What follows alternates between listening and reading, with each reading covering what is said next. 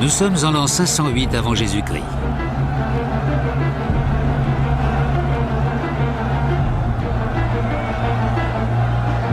À Athènes, une petite ville de l'Attique, la rue est livrée au chaos.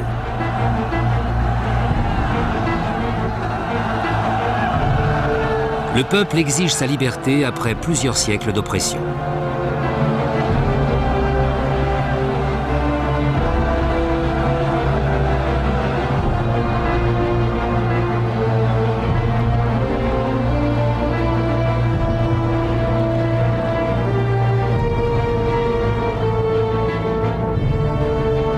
À cet instant, un homme observe les événements. Un noble athénien du nom de Clisthène.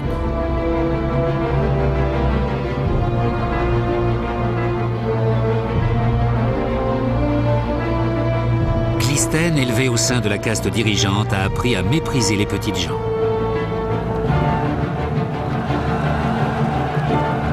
Mais cette date marque un tournant dans sa vie, dans l'histoire de la Grèce et dans l'histoire des civilisations. Guidé par son instinct, Clisthène comprend qu'il faut alors accorder la liberté aux plus humbles, leur permettre de prendre en main leur destin, de se gouverner eux-mêmes.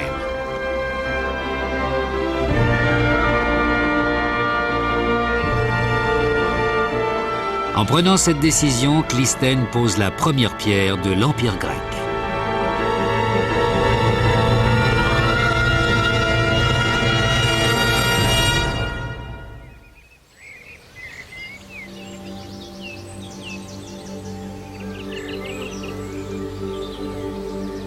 D'après les historiens, Clisthène voit le jour vers 570 avant Jésus-Christ. Issu d'une des plus riches familles grecques, il ne semble guère prédestiné à défendre les intérêts du peuple. Pour l'époque, sa maison ressemble plus à un palais.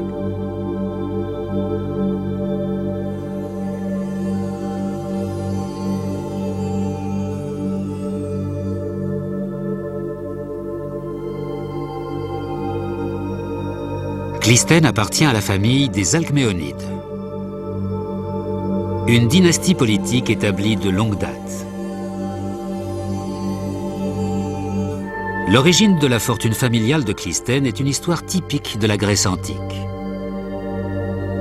Une histoire curieuse qui tient en partie du mythe. Selon Hérodote, le premier historien grec, le grand-père de Clisthène aurait un jour rendu service au roi Crésus. Un monarque immensément riche.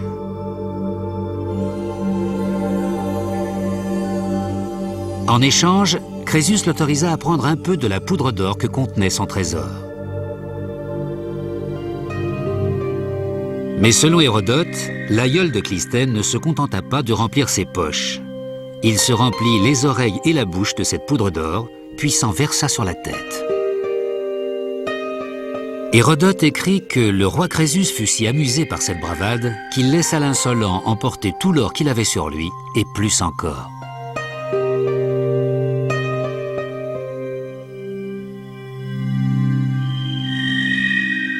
Mais quelle que soit l'origine de sa richesse, la famille de Clisthène l'utilisa avec efficacité pour accéder au pouvoir. Dans l'enfance de Clisthène, les familles aristocratiques disposaient d'un contrôle absolu sur toute la vie d'Athènes.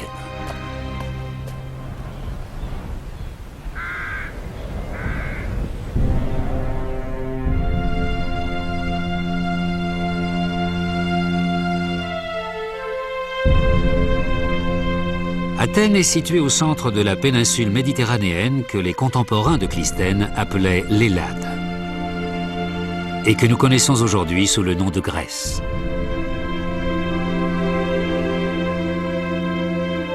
À l'époque du jeune Clisthène, il est difficile d'imaginer qu'Athènes sera bientôt la capitale d'un empire.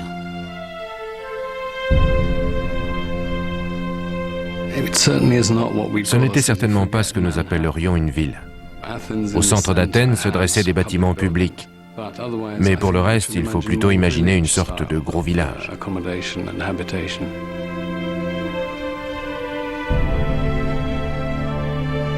La ville est construite autour de l'Acropole, un affleurement rocheux bordée de falaises abruptes.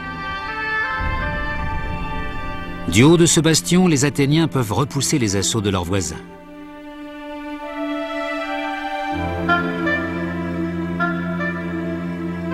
Dans les rues étroites entourant l'acropole se blottissent les maisons des petits paysans et artisans.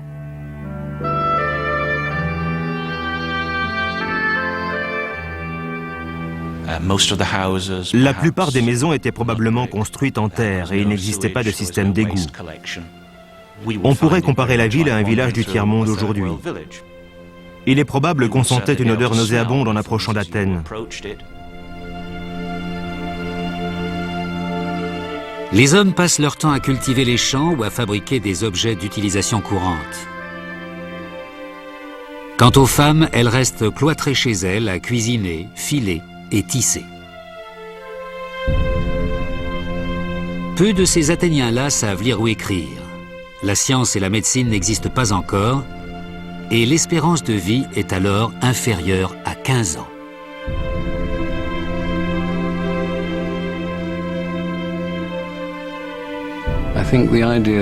Je crois qu'on peut dire sans se tromper que les Grecs menaient une existence difficile, brutale et courte. La vie était extrêmement rude à cette époque. Pour l'historien et philosophe grec Aristote, c'est un monde profondément injuste. Toute la terre était dans un petit nombre de mains.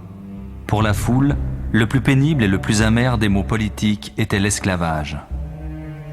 Pourtant, elle avait d'autres sujets de mécontentement, car pour ainsi dire, elle ne possédait aucun droit.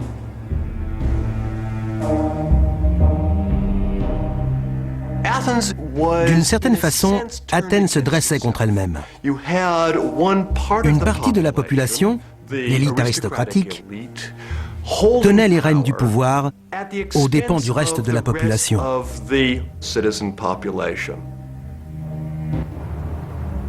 Les puissantes civilisations de l'époque de Clisthène ont prospéré le long de grands fleuves et sur les plaines fertiles qui les bordent. Au sud de la Grèce se trouve l'Égypte, un pays devenu fertile grâce aux crues régulières du Nil. Ce surplus d'eau a permis de préserver une civilisation déjà vieille de 2000 ans. À l'est vivent les Perses.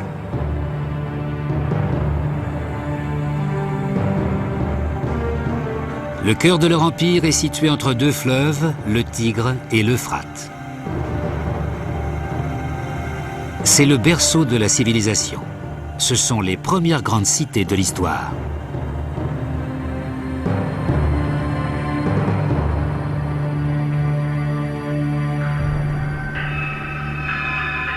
Mais la Grèce n'a pas de grandes plaines ouvertes. Elle est au contraire couverte de massifs montagneux.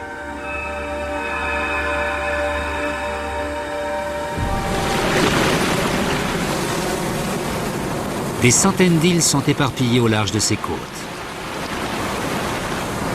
Il semble impossible pour un seul homme de régner sur un monde aussi fragmenté.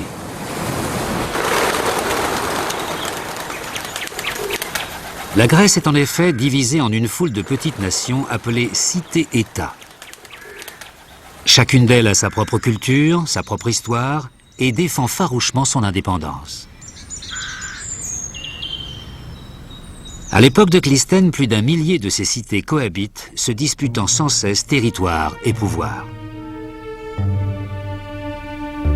Ils n'ont jamais été unis politiquement, tout au moins pendant la période classique. Au contraire, chaque cité grecque, chaque polis, luttait pour préserver son indépendance, avec plus ou moins de succès. Au début du VIe siècle avant Jésus-Christ, Athènes n'est pas et de loin la plus puissante ou la plus importante de ces petites nations. Argos existe depuis plus de 1000 ans. L'histoire de ses citoyens remonte à l'époque mythique de la guerre de Troie.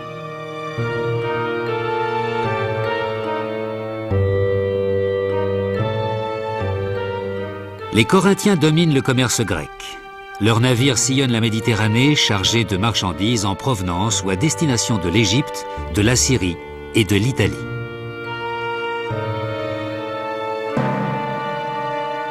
Mais l'une de ces cités, puissamment armée, menace d'imposer sa domination sur toute la Grèce de Clisthène.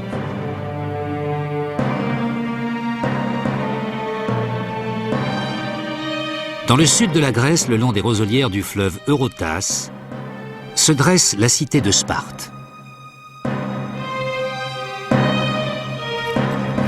Dès l'enfance, les Spartiates sont soumis à une éducation militaire.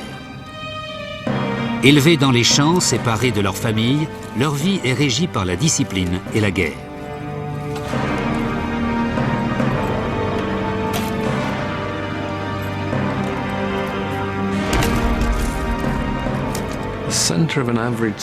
Les Spartiates passaient leur temps dans leur caserne et étaient tous formés au métier de soldats. La vie du Spartiate est dénuée de tout confort. Il ne possède guère plus que ses armes et sa cape teinte en rouge afin de dissimuler son sang ou celui de ses victimes.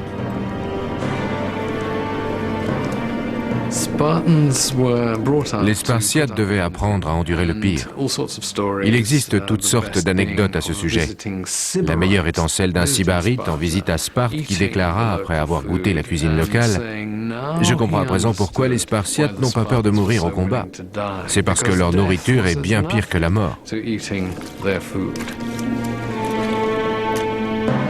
Les Spartiates sont d'impitoyables expansionnistes.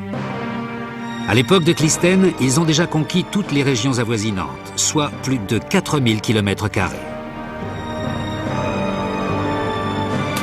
Ils ont un nom pour les populations qu'ils ont réduites à l'esclavage, les Ilotes.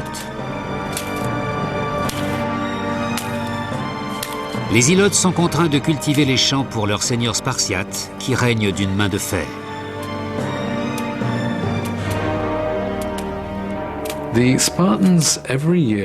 Chaque année, les Spartiates déclaraient la guerre aux Ilotes.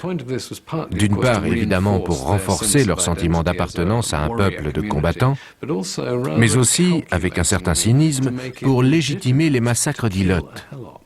Des massacres fréquents, assimilés à de simples réductions des populations.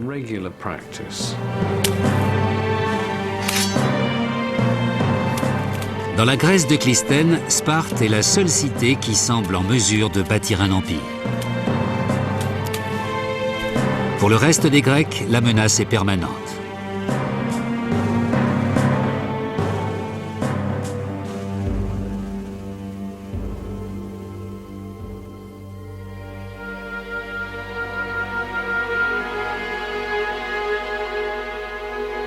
Tel a été le monde du jeune Clisthène, élevé au sein d'une élite intéressée.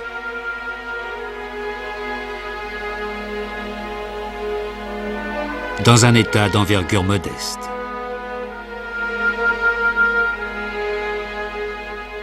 Comment croire qu'il mènera la Grèce sur la voie de l'expansion et de la démocratie ?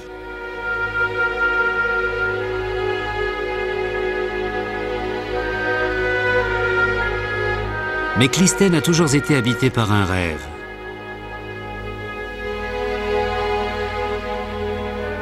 Une vision de grandeur typiquement grecque.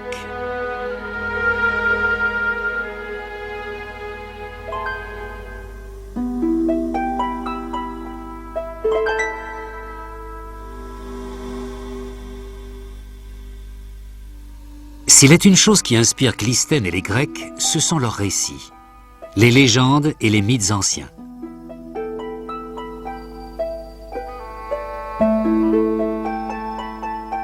Des centaines de conteurs, les Aèdes, parcourent le pays et récitent leurs histoires moyennant finance.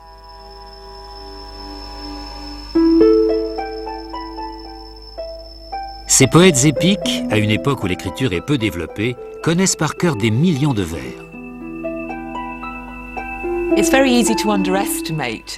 Nous sous-estimons énormément nos capacités de mémorisation, car nous baignons dans une culture où l'on peut pratiquement tout enregistrer. Avant d'avoir un alphabet, les Grecs semblaient capables de mémoriser un nombre incroyable d'histoires qui se sont remarquablement transmises de génération en génération.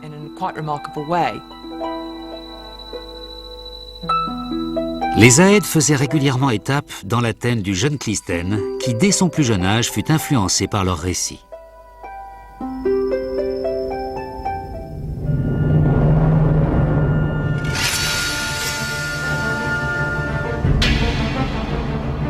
Les deux épopées les plus célèbres chantées à cette époque ont traversé les siècles.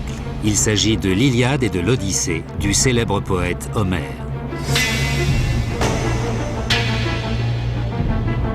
Ces récits parlent de terribles batailles et de duels épiques livrés avec bravoure par les héros.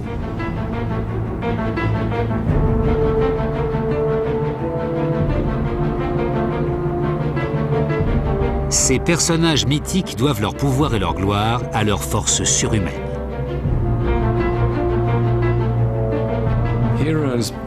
Par définition, le héros est celui qui accomplit des exploits.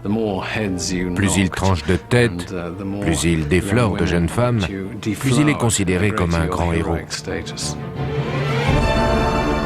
L'art grec abonde d'images de héros. Ces guerriers vaillants et magnifiques, résolus à remporter la victoire à n'importe quel prix, sont l'illustration de l'idéal grec. L'idéal héroïque est une valeur centrale de la culture grecque. Les héros accomplissaient d'incroyables exploits. Et les jeunes Grecs pouvaient espérer accéder à ce statut en imitant les hauts faits d'hommes comme Achille.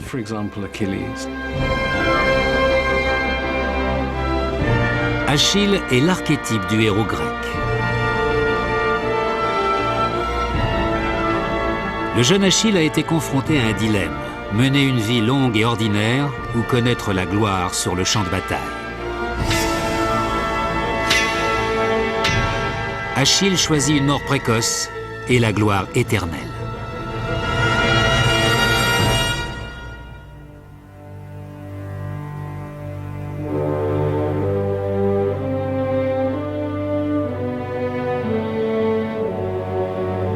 C'est cette image du héros,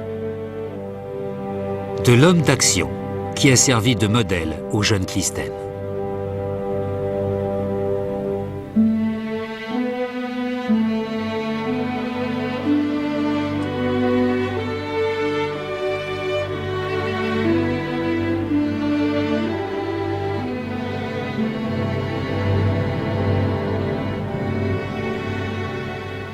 L'important est de mener une vie de grandeur et de gloire grâce à sa force et à sa bravoure.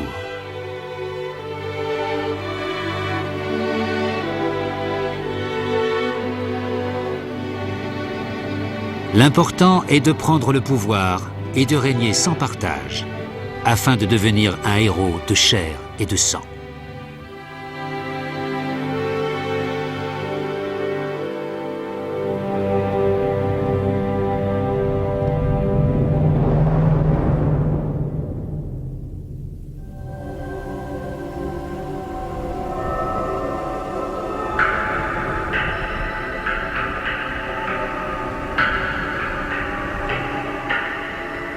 Mais Clisthène n'est pas le seul à se passionner pour les récits mythiques.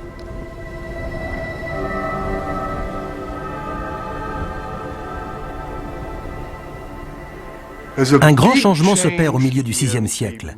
Un homme seul s'empare du pouvoir pour instaurer ce que les Grecs ont appelé une tyrannie, un régime certes autocratique, mais qui permit bien des libertés au peuple grec. L'historien Hérodote nous raconte comment cet homme est parvenu à la tête du gouvernement.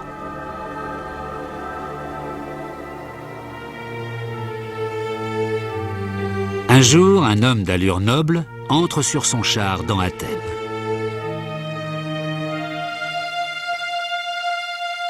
Il est accompagné d'une grande et belle femme dont il affirme qu'il s'agit d'Athéna, la déesse d'Athènes.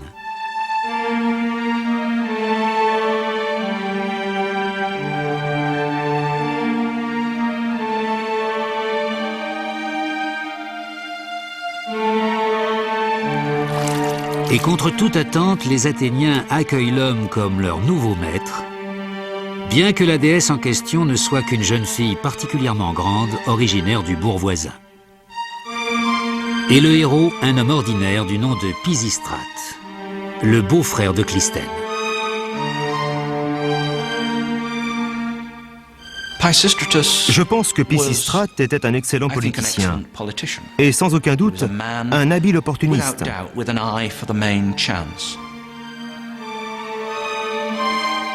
Mais à mesure qu'il assoit son pouvoir, il devient clair que Pisistrate a d'autres ambitions.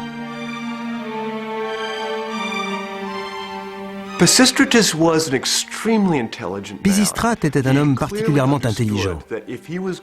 Il savait qu'il lui fallait trouver des alliés s'il voulait rester le maître d'Athènes, consolider son pouvoir et le transmettre à ses fils, comme il l'ambitionnait clairement.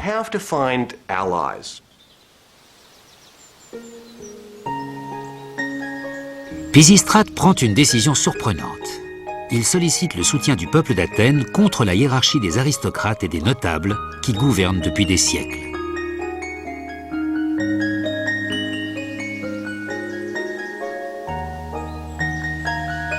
Pisistrate réduit les impôts et accorde des prêts gratuits aux paysans pour qu'ils développent leurs exploitations.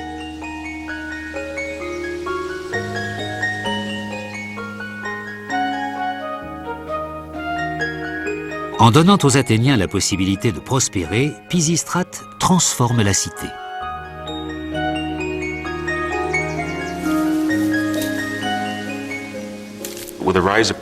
Avec l'arrivée au pouvoir de Pisistrate, Athènes connaît un essor agricole sans précédent.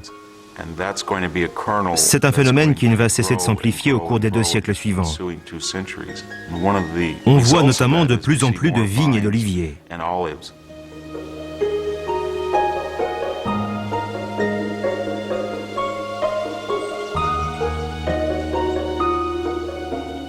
L'olivier est présent dans tous les aspects de la culture grecque. Outre les olives, il permet d'obtenir de l'huile de cuisine, des lubrifiants, du savon et de l'huile d'éclairage. Il a donc une très grande valeur économique. Les oliveraies autour d'Athènes produisent d'excellentes olives, les meilleures du monde grec.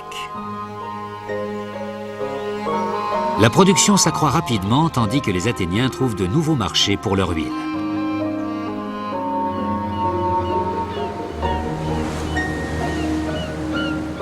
Non seulement dans les autres cités grecques, mais également au-delà des mers, en Égypte et en Phénicie, en Perse et en Assyrie. Car Athènes est idéalement située pour exporter son huile dans toute la Méditerranée orientale.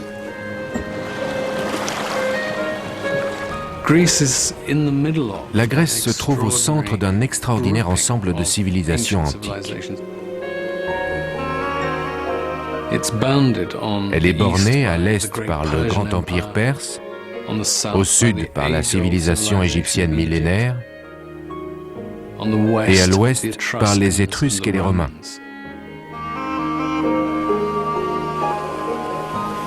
Les Grecs sont un peuple éparpillé. Platon a une expression charmante pour les désigner, comme des fourmis ou des grenouilles autour d'une mare.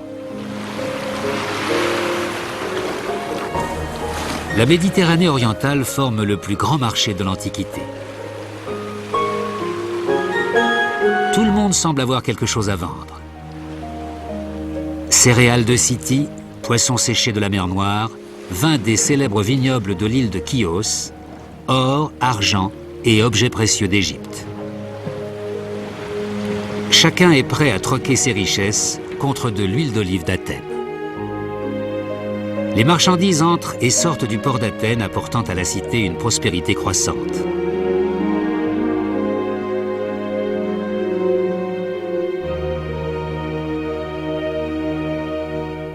Mais la conséquence la plus stupéfiante du soudain essor d'Athènes est à trouver dans les rues sombres de la cité.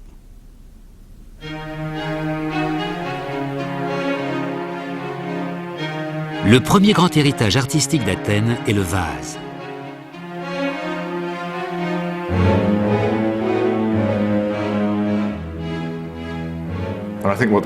Ce qui est fascinant à propos de ces poteries, c'est qu'à l'époque, elles n'avaient guère de valeur artistique.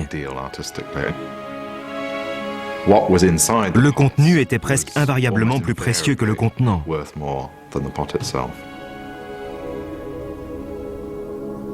On trouve également des échoppes de potiers dans le Kerameikos, l'ancien quartier des prostituées d'Athènes. Ces petits artisans sont au bas de l'échelle sociale athénienne. Si vous étiez potier à Athènes, vous n'étiez pas considéré comme l'ali de la société. Mais vous ne jouissiez d'aucun respect particulier. C'était un travail fastidieux qui n'intéressait pas les citoyens. La poterie est utilisée couramment depuis des siècles dans le monde antique, pour cuisiner ou transporter de l'huile ou de la nourriture. Ces vases et ces amphores ont toujours été ornés de motifs simples inspirés de l'art égyptien ou assyrien.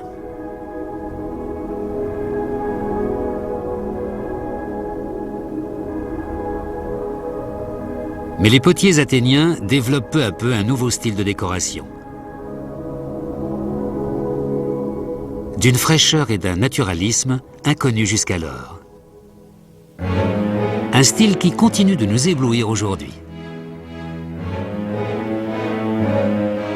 De nos jours, il n'est pas rare de voir des vases grecs se vendre plusieurs millions d'euros sur le marché des antiquités.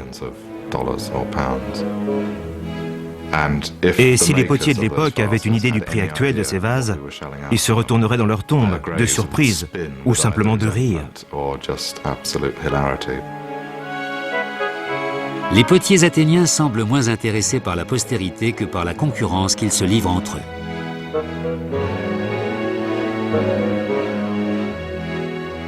Le créateur de l'un de ces vases finement décorés signe fièrement « Eutimide, fils de Polias, a peint ce vase. » Puis il ajoute « Et Euphronias n'en aurait pas fait autant, je parie. »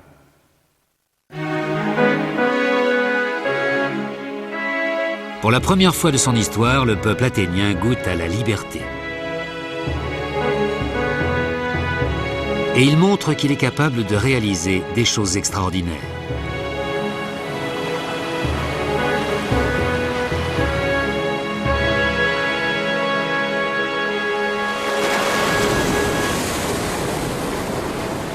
Pisistrate est au pouvoir lorsque Clisthène atteint l'âge adulte. Et il constate à quel point Athènes s'est transformée. Sa ville natale, une modeste bourgade rurale, est devenue une puissance économique. À la mort de Pisistrate, son fils Hippias lui succède. Tout d'abord, la vie continue comme auparavant, mais Hippias commence à glisser dans la folie et le peuple d'Athènes découvre ce qu'est une véritable tyrannie.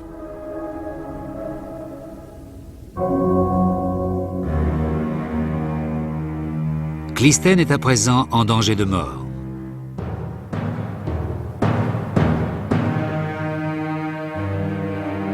En effet, le dictateur paranoïaque sait que la plus grande menace qui pèse sur lui vient des aristocrates.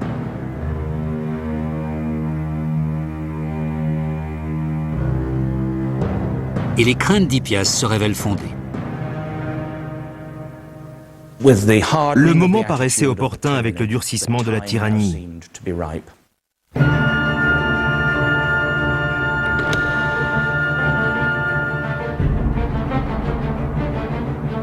Clisthène décide alors de tenter un premier pari, renverser Hippias afin de s'emparer du pouvoir pour lui-même et sa famille. Clisthène nourrit l'ambition de laisser sa marque sur la scène politique, une ambition qui lui a été inculquée dès son plus jeune âge.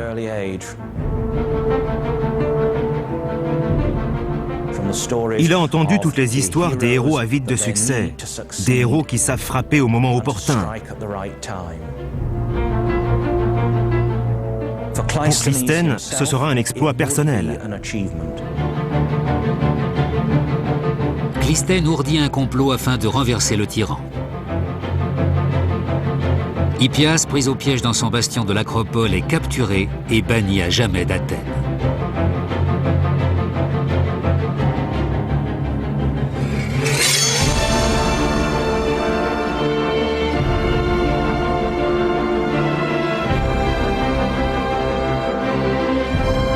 Nous sommes en 510 avant Jésus-Christ et Clisthène est à présent l'homme le plus puissant d'Athènes. Il s'est montré digne des héros mythiques qu'il adule depuis son enfance.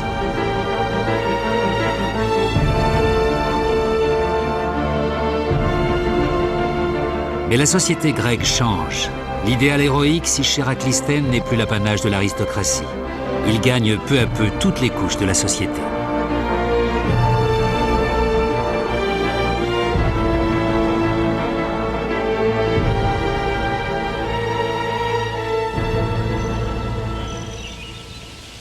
Nous sommes ici à Olympie, dans le sud de la Grèce. Tous les 4 ans, des hommes venus de tout le monde hellénique se retrouvent ici pour disputer une grande compétition sportive.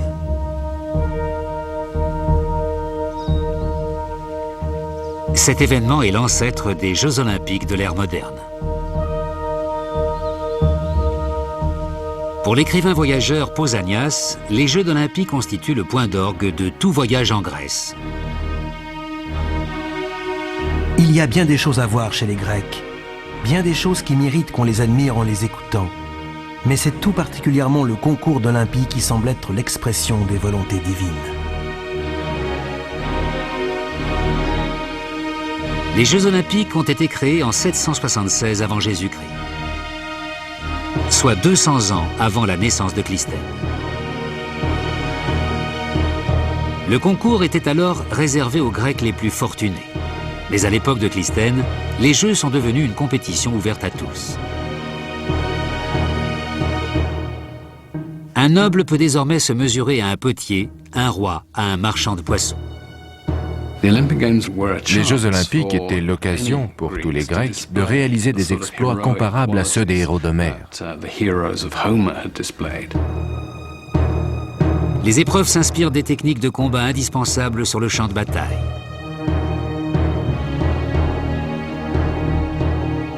Course de chars, course à pied, lutte, pugilat. Mais ici, aucun prix n'est attribué hormis une couronne d'olivier et la gloire dans toute la Grèce.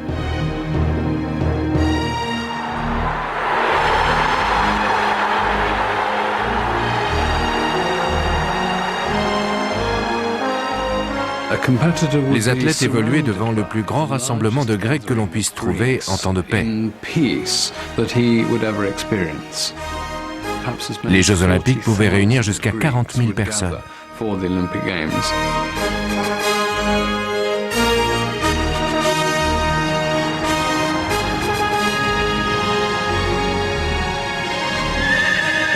Les peuples du monde hellénique parcourent des centaines de kilomètres pour venir assister aux Olympiades.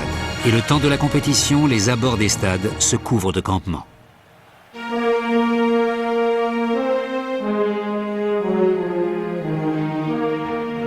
Mais les Jeux sont un événement uniquement masculin. Les femmes n'ont pas le droit de concourir, ni même de pénétrer dans les stades.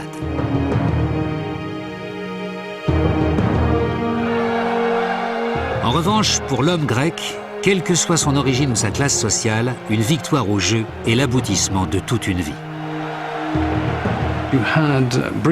Le vainqueur connaissait un bref instant de gloire, de célébrité, une notion fondamentale dans la culture de compétition des Grecs. Les Grecs ont peut-être trouvé ici une manière civilisée d'atteindre leur idéal héroïque. Ils ont bâti une société fondée sur l'adresse et la force physique, où chacun peut prétendre à la victoire.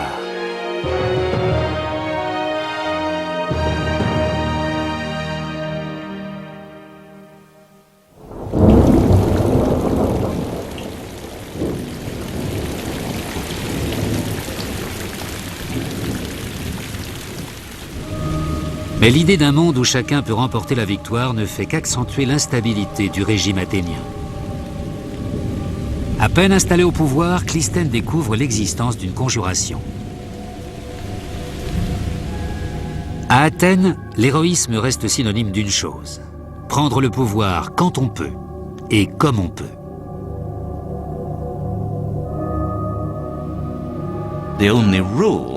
Il n'existe qu'une règle, se battre et prendre ce qu'on peut. Vous devez vous lancer et montrer que vous pouvez gagner.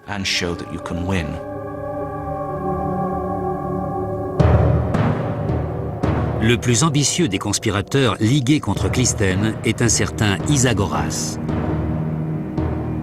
Isagoras est également issu de l'aristocratie athénienne. De la même éducation que Clisthène, lui aussi estime qu'il a droit au pouvoir. Mais Isagoras sait également qu'il ne peut prendre seul ce pouvoir.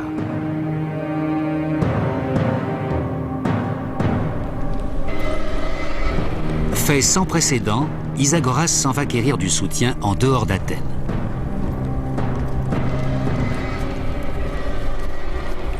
il fait parvenir un message aux Spartiates, les guerriers les plus redoutés du pays.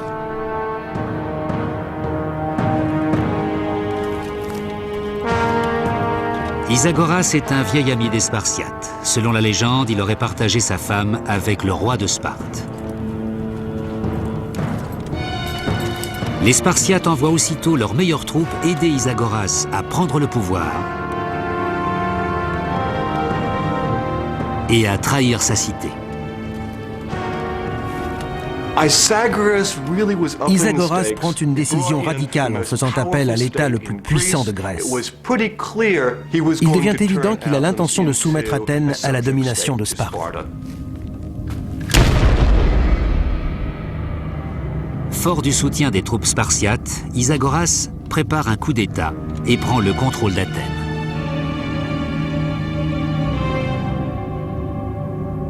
Avec ses troupes, il compte contrôler la ville depuis son point culminant, le bastion situé au sommet de l'acropole.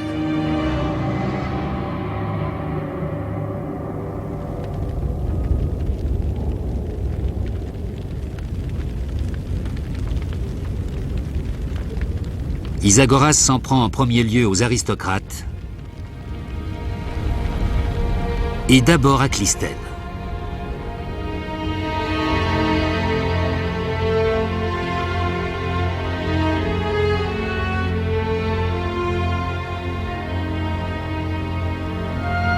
Plus de 700 familles sont bannies d'Athènes, dont celle de Clystène.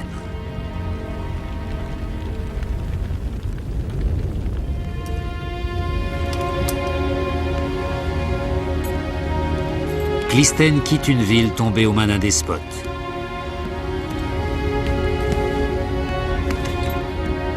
Un despote qui gouverne à présent grâce au soutien de Sparte, la cité la plus redoutée de toute la Grèce. Toutes les valeurs qui ont forgé l'éducation de Clystène ont été trahies.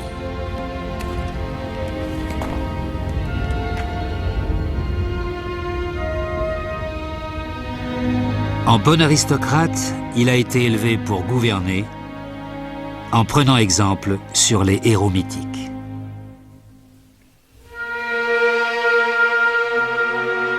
Mais tout cela n'a conduit qu'au conflit, à la mort, à l'exil et aux luttes d'influence au sein de l'élite aristocratique.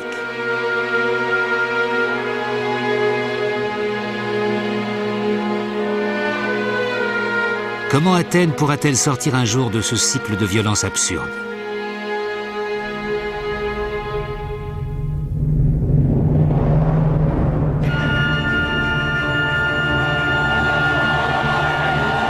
Mais pendant que Clystène se morfond en exil, Athènes est secouée par un événement extraordinaire.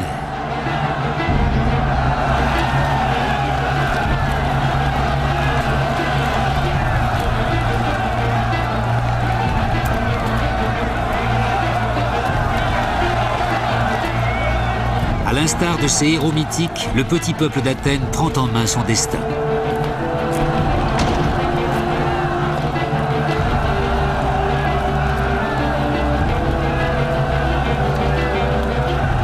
Les Athéniens déclenchent une révolution.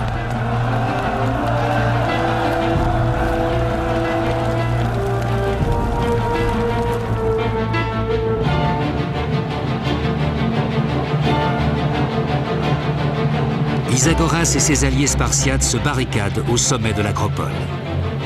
Mais malgré cela, ils ne parviennent pas à échapper à la colère du peuple.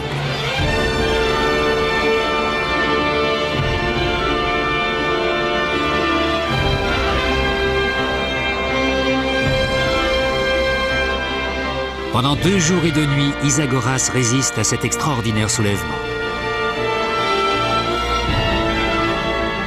Finalement, au matin du 3e jour, il est contraint de capituler.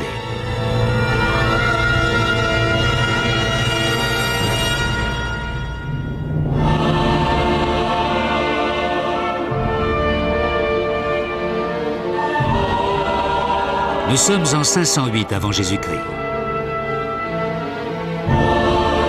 C'est le premier pas d'Athènes vers la démocratie et la gloire.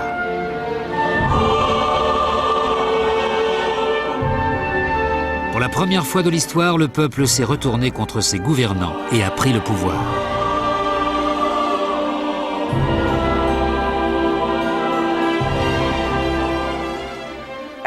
À cet instant précis, Athènes est aux mains de la foule. Le petit peuple qui s'est soulevé sans hiérarchie organisée se pose une question. Et maintenant, que va-t-il se passer? À l'aube de cette nouvelle ère, les Athéniens font appel à un homme. Un personnage qui a tiré les leçons de ses expériences et de ses déceptions pour se forger une vision nouvelle de la politique. Le peuple demande à Clisthène de rentrer d'exil pour former un gouvernement.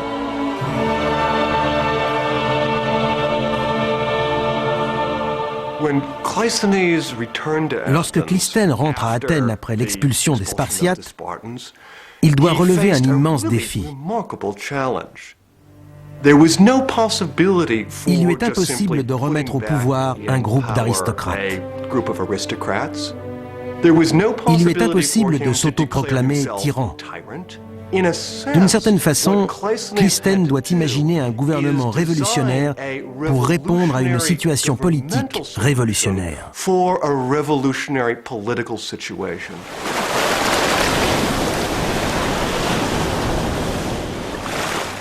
Clisthène sait qu'il doit à présent confier aux Athéniens la maîtrise de leur avenir.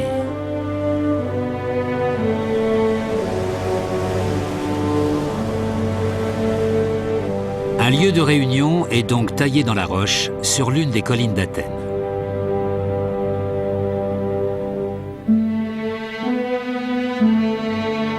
Les citoyens d'Athènes pourront ainsi se réunir à l'ombre de l'acropole afin de discuter de l'avenir de leur cité. C'est sur ces marches que les Athéniens pourront s'adresser à leurs concitoyens.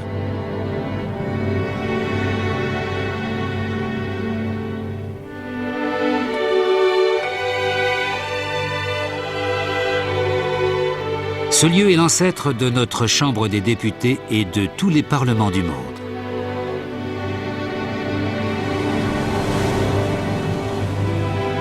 Alors que les régimes précédents gouvernaient par la force de l'épée ou de la lance, Clisthène instaure un système simple, le vote. Un caillou blanc signifie oui, un caillou noir signifie non. Avec cette idée simple, Clisthène institue le gouvernement du peuple. Un système connu aujourd'hui sous le nom de démocratie.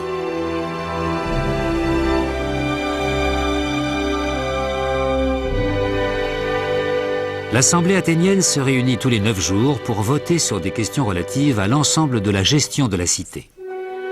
De l'augmentation des impôts à la construction des routes, du prix des figues à la décision de déclarer la guerre.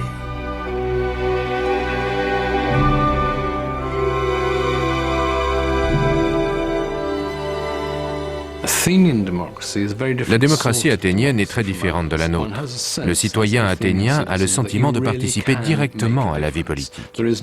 Il n'y a pas de séparation entre le gouvernement et l'Assemblée des citoyens. Les citoyens sont le gouvernement.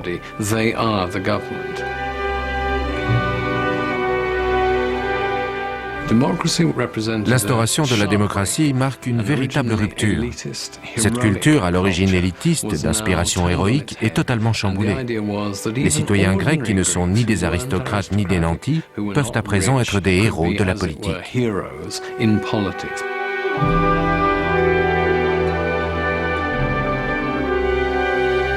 Ce mode de gouvernement va transformer la petite cité et favoriser l'épanouissement d'une civilisation d'un genre totalement inédit.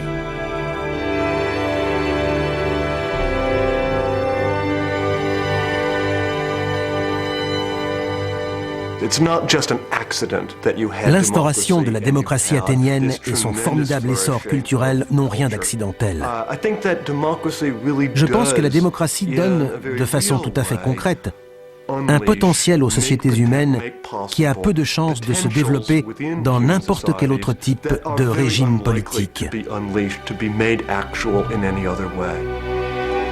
Les Athéniens vont s'inspirer des plus belles réalisations du monde antique.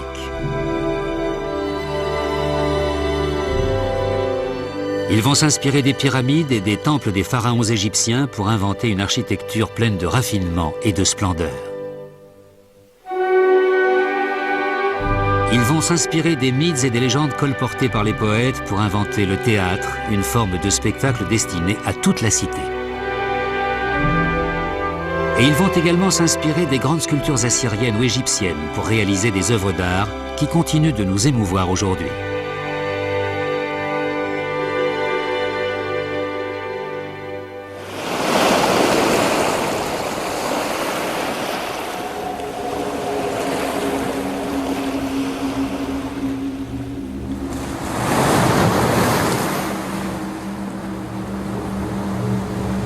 Mais tandis que la démocratie de Clystène s'enracine peu à peu, une nouvelle menace se fait jour à l'Est. Le redoutable empire perse. Les Perses sont la plus grande puissance du moment. Ils gèrent un empire qui s'étend de l'Inde à la Méditerranée.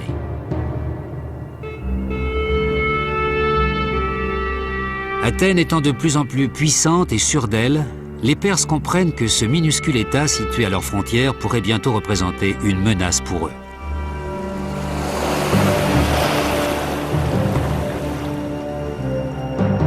Ils mobilisent une armée de 30 000 hommes dans le but d'envahir la Grèce.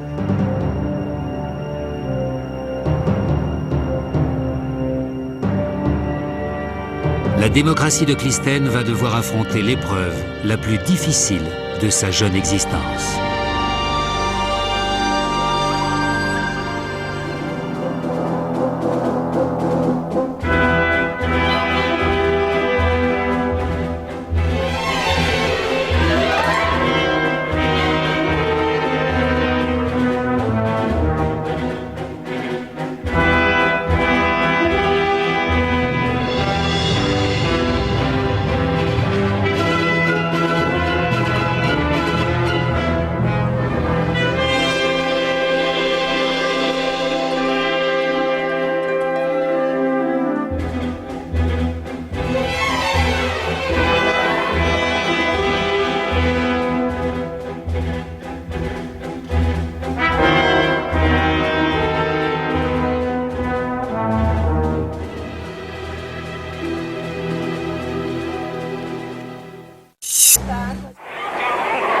Ce jour de février 89, baptisé Caracasso, les habitants des barrios, affamés par les mesures